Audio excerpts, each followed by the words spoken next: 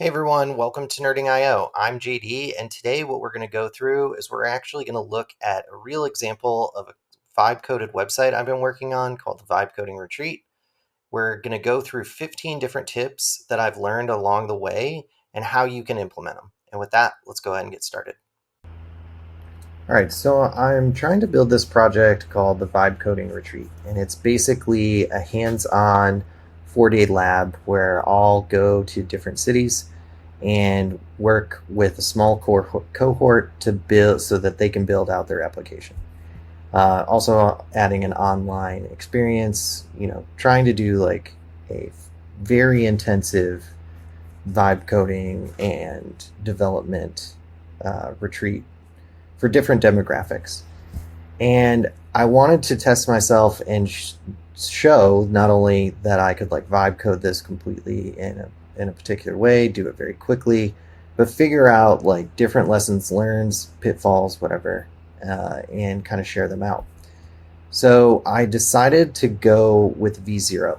And, there's other options out there, right? Like there's Bolt, which is great. Bolt also has like an open source version of this, which is really awesome. You can import from Figma and GitHub. I just find myself burning through tickets a lot or tokens a lot. And for me, like the GitHub management is like super important, and being able to work on things locally or deploy it out a different way if I want to. There's also Lovable. Lovable is also great. The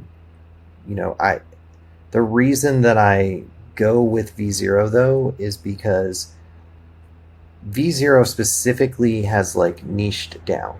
So, and the thing about that is it's directly integrated into Next. So Next.js is by Vercel. Vercel is behind V0, and they're becoming like hyper focused on the framework, the deploy system, the integrations that they have, and it makes it an all around easy to use package.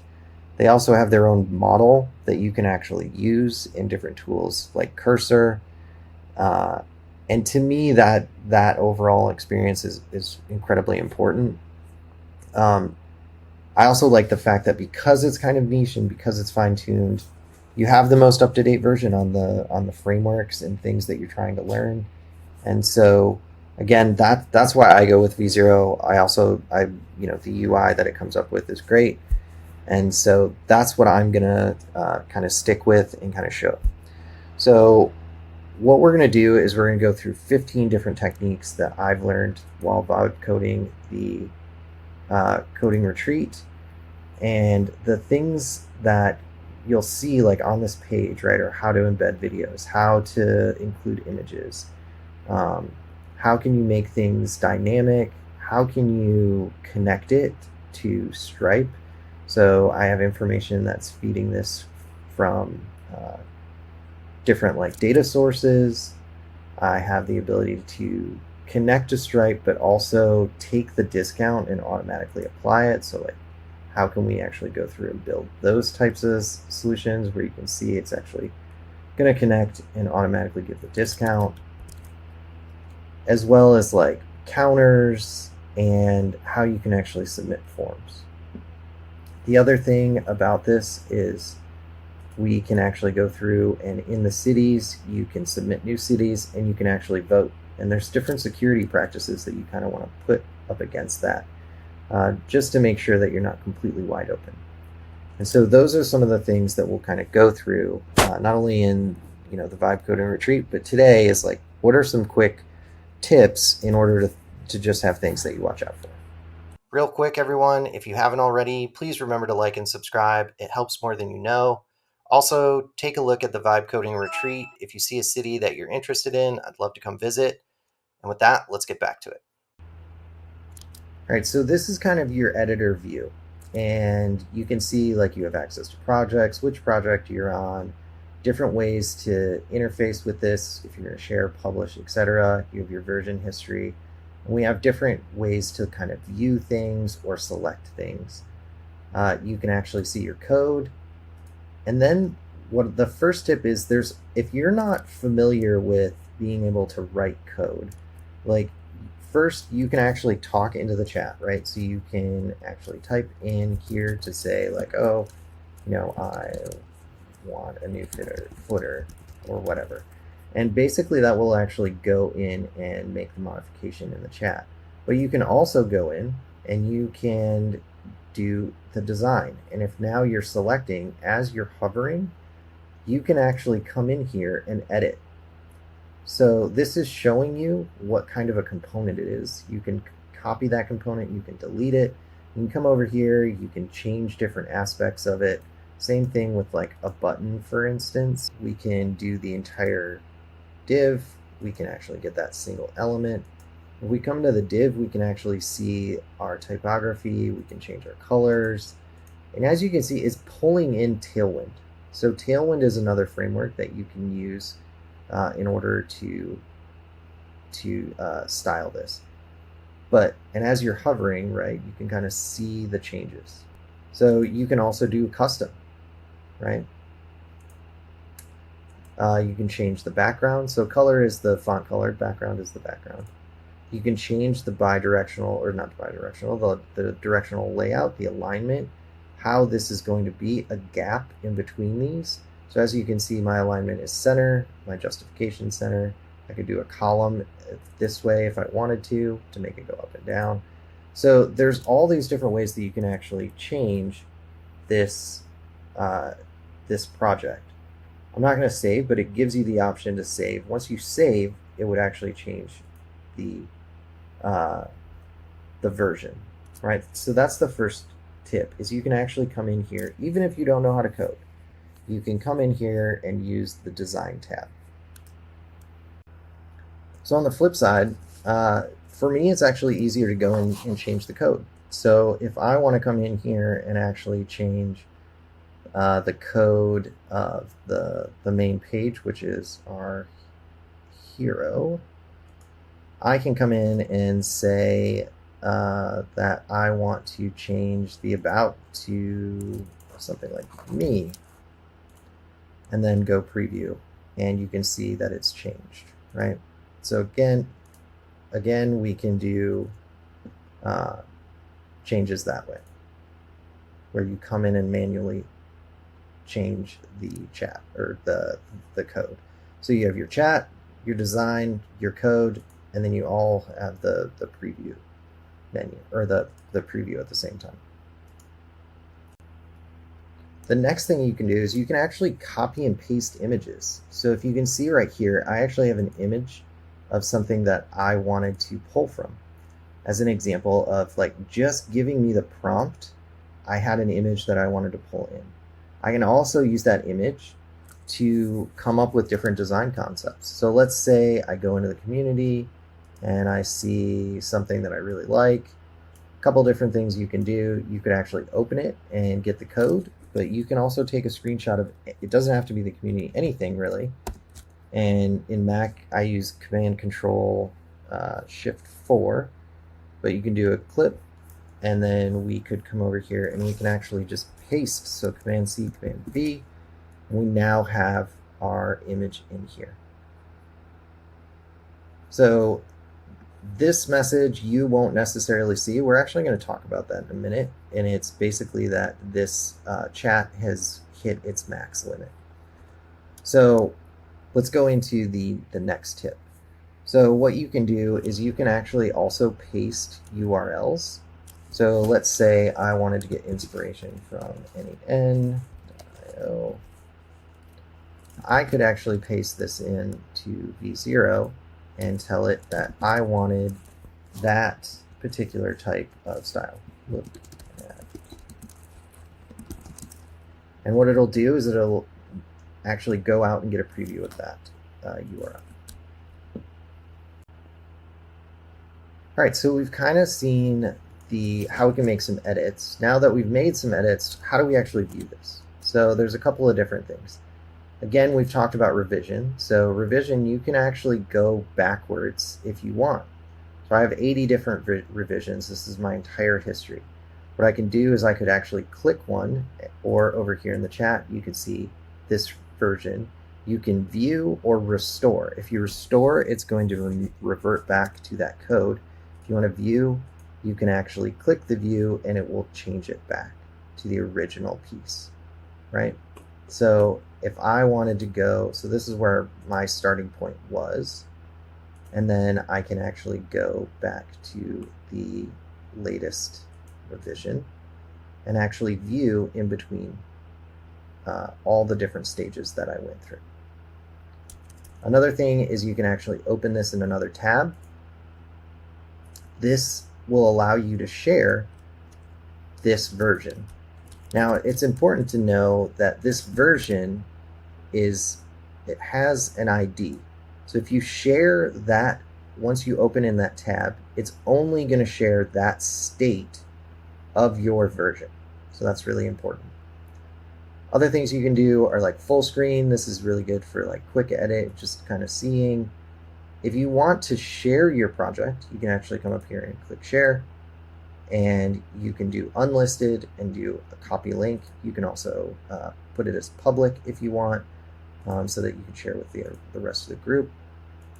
The other tip I'm going to share is around deploying to Vercel. So if you want to actually publish this, you can actually click, and I wired up the domain. So if I wanted to have another domain, you can see that it's always going to do this vercel.app. So if you actually want to change to a domain here, you have to do that in Vercel. So this is the other tip. You can actually work in Vercel as well in v0 and locally. This is again why I really like the all the different things on Vercel. So I can visit the site if I want. This will actually pull up the deployed state. I can redeploy my version, or I can actually view on Vercel. And this is where I can come in and change all different kinds of things, right? I can change my environment variables, which will actually show. We can look at our logs. We can do all the DevOps-y things here in Vercel. All right, so the next one is images. So this is a little tricky. You can't actually upload images directly into v0, at least not yet. I haven't figured out a way for you to serve that, but you can do it a couple of different ways. These public placeholders, those were actually put here by Vercel. So if we take a look, this is their attempt at just making some images. So I can actually change this locally. Or what I can do is I can actually just host my images on something like S3 or some other application. So for instance, when I wanted to come in and change the logos that I have in my project, I actually needed to do that with S3. So what I did is I uploaded to S3, and then I went ahead and just put in this image into my code. All right, so the next one's a little complicated, but it's also really interesting. So we're going to go over two different things. The first is that you can actually do what's called an OG image. So what an OG image, an OpenGraph image is it means that you can actually make dynamic share images. So like think social share images. If you wanted to share something on at Twitter or LinkedIn or whatever. So you can actually go in and this is a little complicated locally, and so one of the things that I really liked about v0 is you can actually tell it, I want dynamic OG image, blah, blah, blah, blah, blah. And the reason that I did this, right, is because if I know I'm on the city, I want a different route of this OG. So what does this mean exactly? So the OG image is, it is creating this image response on this route. And so when you go to the home page and we say in our view source, It might be, yeah, it's actually too hard to read. So what we'll do is we'll actually show this through a checker. So basically when I land on this page, it's just my URL. We're going to go to an OpenGraph checker and we'll put in the vibe coding retreat. When we click check, it's actually showing me that these images, these URLs are being set up. So the URL, the type, the description, and all of this is shown. And so you can actually see that there are different images. I did not create this image. This is getting generated on the fly dynamically, so by the data of the page. And you can see right here, like even all of this text, I am not doing anything with that. So what we're going to do is when we do that, I told it I want one specifically for the city.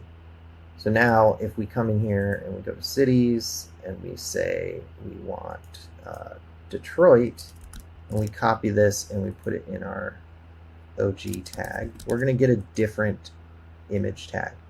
So again, this was generated on the fly. So now I have a different design that can show exactly what I'm trying to do for this specific city. You can see that the data, the SEO data, has changed, and so is the image. Now all of that is being controlled by saying I want a dynamic OG image, and you can see based on the data coming in here, it's actually changing the data of the code.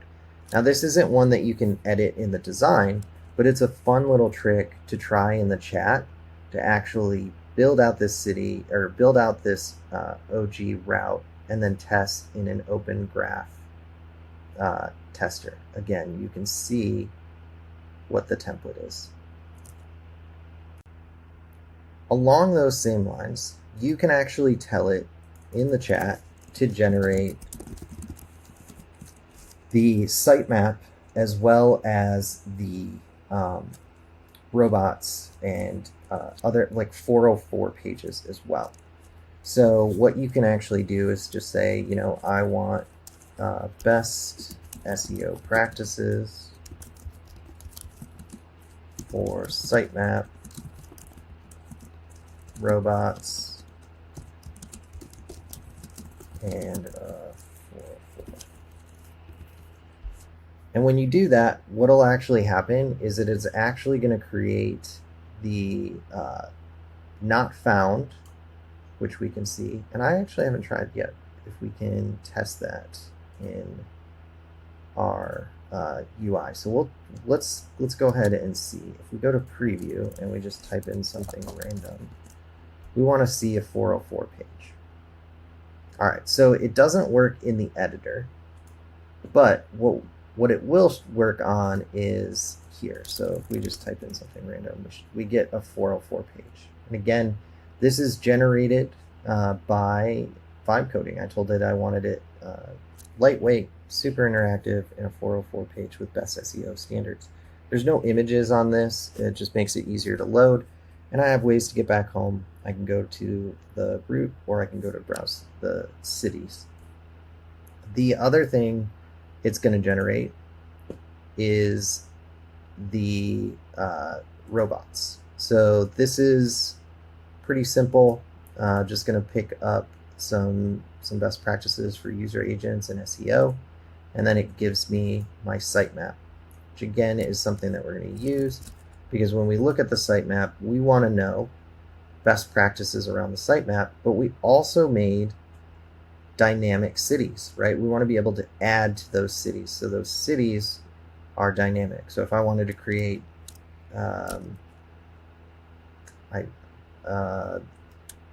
Portland, then I could, and it will automatically grab that information based on the sitemap and go ahead and generate a new SEO sitemap. So if we go ahead and put in our sitemap, we can actually see here are the different cities. All of these will be put into the will be indexed by Google and other bots. All right, so the other thing that I can do is I can actually come in here and I can sync with GitHub. So there's a bunch of different reasons that I would want to do this, right? I'm at the point where my UI is complete.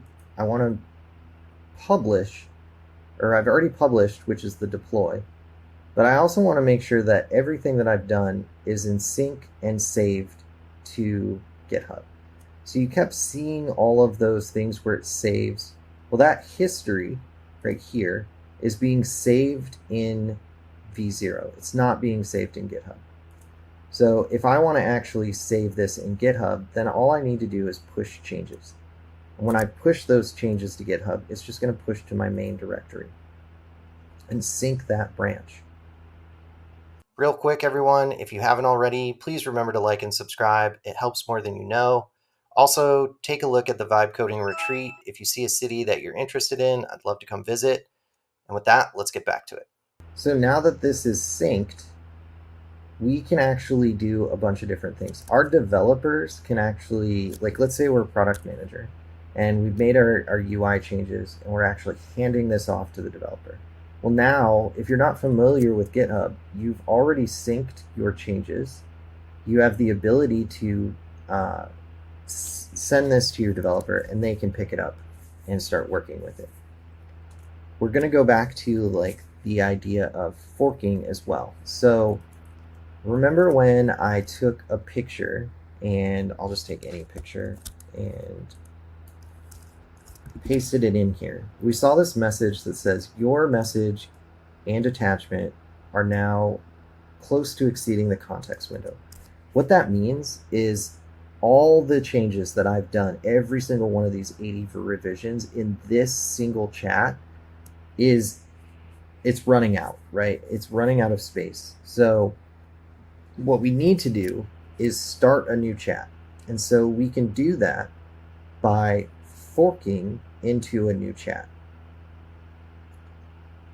All this is going to do is create a copy of this work and load me into a new version of this page. It has maintained all of the things that I needed it to in order to do that. It doesn't mean that I'm in a new branch. I am in the same branch. This goes back to like the versions of this page. I have no versions in here. It's just a new context window.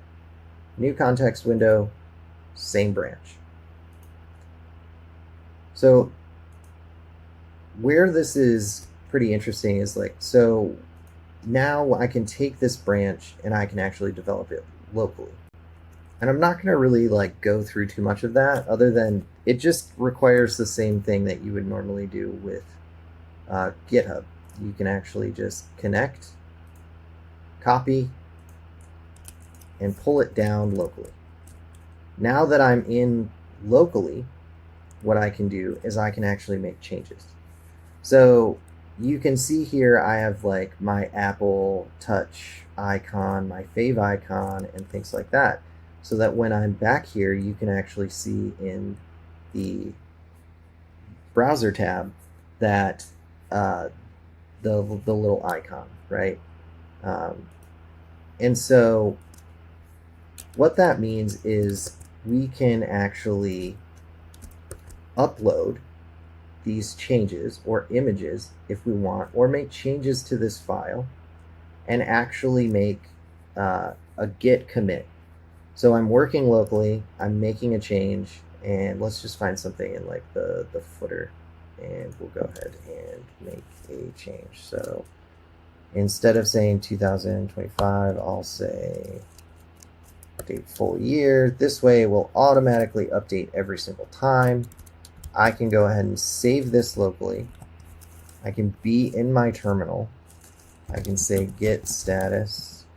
It recognizes it. I'll do a git commit, and I'll just say bug footer date. I can actually push that. Oh, gotta pull first. Pull. Git pull base and I'll do a git push. So all you'll need to do is git push. The rest was all just developer stuff. You can come back here, and if you look at the chat, we'll actually see down here at the bottom a sync. And it might take a second for it to actually sync here. We'll see if we can force syncing branches. But you should see an automatic sync here, where I'll find one. Yeah, so right here, where you see I detected automatically sync new changes from main in the vibe coding retreat repo. So in this version, I pushed a local change, and it was able to recognize in this chat window that I made a local change. That to me is huge. That means that like the developer can work on this, the designer can work on this, the product manager can work on this. You now have this ability to kind of work in tandem as you normally would with different branches. All right, so now we're going to talk about like some custom functionality. And inside my code, I needed to do a couple of things. I actually wanted to have a sign up. I want to have this voting system, and I want to be able to connect to a database. In order to do that, I can come here to settings, and there's different integrations, right? So a lot of people are using like Superbase, Neon. All of these are like really great. I just want Redis. The reason that I want Redis is I want something lightweight. I want something fast. And I want to be able to do some different kind of techniques. So inside of Redis, what I'm going to do is, based on the city, I'm going to allow the user to vote.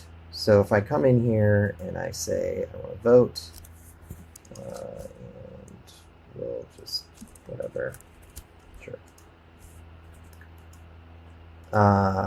So fall, and now we've voted for Asheville. You can see that it automatically did the connection, or it's saved to the database, and it's preventing me from doing another submit. So I actually went in and told it to do that, right? And this could be locally or wherever, you can come in here and you can actually do that submission. So on the vote, I'm actually handling some information. The other thing that I did was that in that same code, I don't want a user to come in here and vote multiple times. So I need a way to stop. Rather than having them go and vote, I think I have a limit of 5. Rather than having them vote like 10 different times, I need a limit. I want to make sure that these are legitimate traffic, right? So I can actually put in a rate limit based on the vote. And I look at the user's IP. This is one of the reasons that I wanted Reddit. It's a security practice of looking at a user's IP to make sure that they're not doing too much within, an allotted time, to cut down on nefarious acting. I'm not saying that like this will protect you all the time or anything like that, but you're putting in different practices into your code to kind of mitigate that.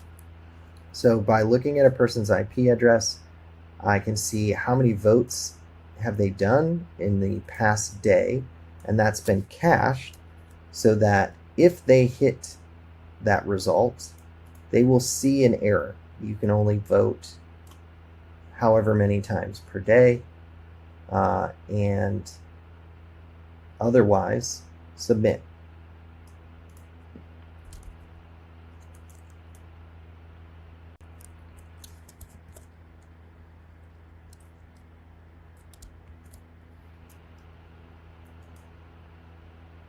As a part of that, you can also do environment variables. So as a part of this, I have my Google Analytics, I have Postgres, if I was going to do Supabase, which I probably will in the future.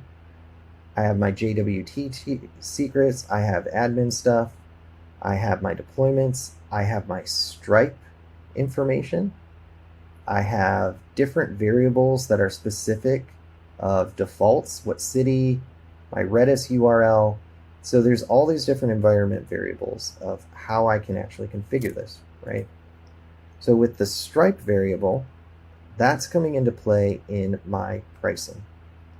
So when I look at my pricing component, I basically want to take the environment variable of the buy URL and see if I can actually create a direct connection to Stripe. So by using this checkout URL and the ability to have a promo code, I can actually connect directly to Stripe. And that's how we saw that earlier, is when you come down here and you click this button, this is controlled by an environment variable. That environment variable is allowing you to launch into Stripe. There's also the logic to take the discount coupon code and automatically apply it to that URL. All right, so the last thing I want to show is the fact that you can actually connect all of these to a backend. So you can connect this through an API in the in V0, but in order to process that, you can also do it so you can have automations. So I'm going to connect V0 to N8N for an automation. So I'm taking this lead magnet and I want to do an automation after the fact. Now, the way I do that is I'm still going to follow traditional backend implementation. There's nothing specific about this. So when I do a submit, I am going to post that information for sign up and send it, in this case, to Reddit, but I can also send it to N8N. And the way I can do that is a couple of different ways.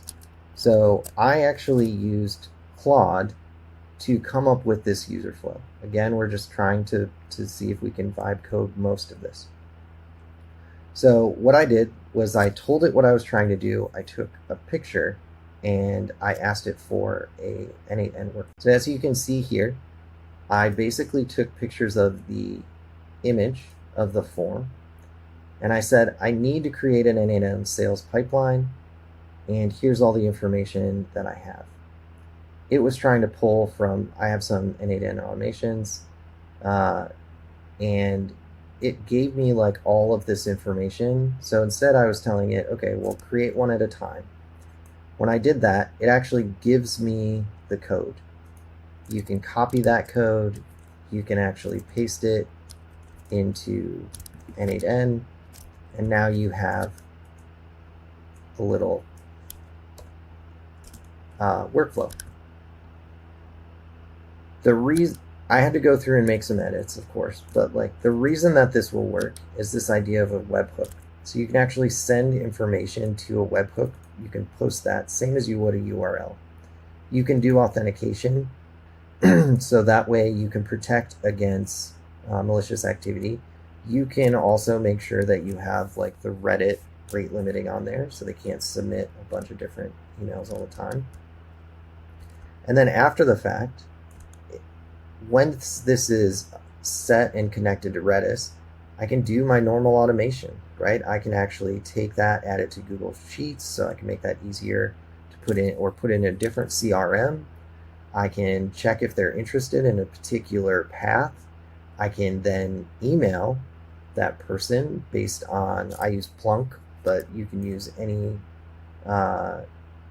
kind of email tool that you want. Send an email. I can even wait 2 days and have it send a follow-up email. There's also the ability to change this on voting, or check if there have been duplicated responses. And then the other thing I can even do is do a post-purchase magnet, right? As the stripe comes through, I can process that data. I can check if it is the correct project. I can send confirmation. I can add them to different lists. Now, again, these I'm not wiring these all up, but the example is that you can take this N8N and actually apply it to your V0 application. So now you have the ability to vibe code, make it a little more secure, and connect it to N8N. And this is exactly what I want to teach in the hands-on courses and taking it in cohorts and take it as far as you want so that you can build out an application. All right, everyone, that's it for us today. So what we went through were the 15 different tips that I picked up along the way building this vibe coding retreat website. And with that, happy nerding.